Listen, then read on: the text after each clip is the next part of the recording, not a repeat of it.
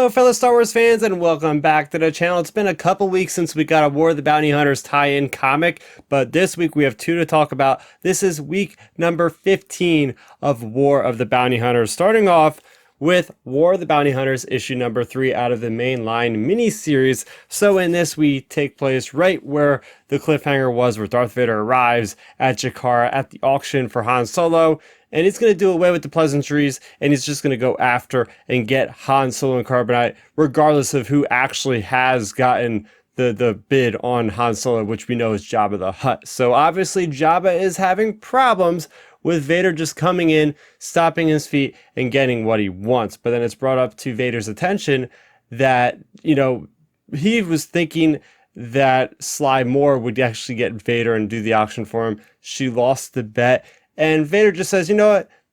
The Empire owns everything here. The Empire is putting all the crime syndicates in power throughout the galaxy. It's really the Emperor that wants Han Solo and Carbonite. And that's how he justifies it. And he basically says to Jabba the Hutt, I could replace the Hutts with any other of these crime syndicates right now if I wanted to. And Jabba caves in and Vader gets what he wants. But it's not before Qi'ra confronts Darth Vader about the money. And Vader doesn't want to give the 1 million credits that Jabba, won the auction for, admitting. So, of course, there's a little bit of a problem. And Qi'ra decides to take matters into her own hands and get her own hands a little bit dirty when she goes up against Vader in a duel. She has these cool different kind of weapons that are these sword type of devices, and she's going against Darth Vader, and Vader's noticing, wow, she's a really good sword fighter, and he recognizes that she uses Terras Kasi, and she's going on about how her master that taught her knows about Vader, knows about the Emperor, which we know for the readers that it's Darth Maul, of course. And at one point, she uses like this explosive stuff that comes out of the hilt of this weapon, and it distracts Vader to get out of his death grip, and she goes and attaches both weapons together to make like a double-bladed type of weapon, of course, like Darth Maul. And that was really, really cool. And then he's about to get the killing blow on Qi'ra, because she's not force sensitive. She can only last so long against Vader, and it's up to him. And next thing you know, he feels the presence of Luke Skywalker, and that stops him in his tracks from killing Qi'ra. And then we get that communication that is relayed between Luke and Vader. And basically Vader says, if you don't come to this position now, I have a lightsaber up against your friend Han Solo and Carbonite, I'll slice it in half. And that is really where the episode left off. But there was a moment, a sequence in here where it's Chewbacca and Boba Fett duking it out. Even Boba Fett lights Chewbacca on fire. And Lando luckily gives him his cape to put out the fire, which is kind of funny because it's like, oh, I really like that cape or whatever. But Boba Fett and Leia, Han, and Chewie come to an agreement, or Leia and Lando come to an agreement saying, hey, look, like, I won't try to get in your way if you won't try to get in mine, that sort of thing. So that was really what happened in issue number 3 of War of the Bounty Hunters. We are now more than halfway through this miniseries and through the entire event.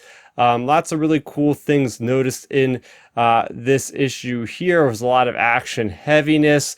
They mentioned a Qi'ra Syndicate, which is something I want to see more of because we keep getting teases and references to the Qi'ra Syndicate.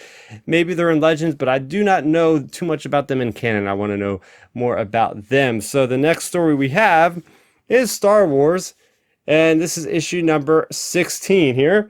And this one is called Missing in Action. So this issue is really all from Luke Skywalker's perspective. It starts out with him in hyperspace on his way to Jekara. He's reminiscing about, hey, if things could have gone differently in a duel on Cloud City. He's doing alternate like timelines, whatever would happen if he won, that sort of thing. So we also have more of a behind the scenes look at Leia, at Lando, and at Chewie, and they're so close to getting Han and Carbonite, like they could get them. Like there's that duel going on. They're watching between Vader and Qi'ra from that perspective that we just talked about in issue number 3 of War of the Bounty Hunters. But Lando kind of talks her down and says, look, if you try to go get Han, you're gonna die. You're gonna die because all these criminals also won him. And now's not the time. We kind of have to wait. So what happens elsewise in this issue is we have Luke arriving at Jekara, and the Empire's there. The Super Star Destroyer Executor is there, and they release all their ties.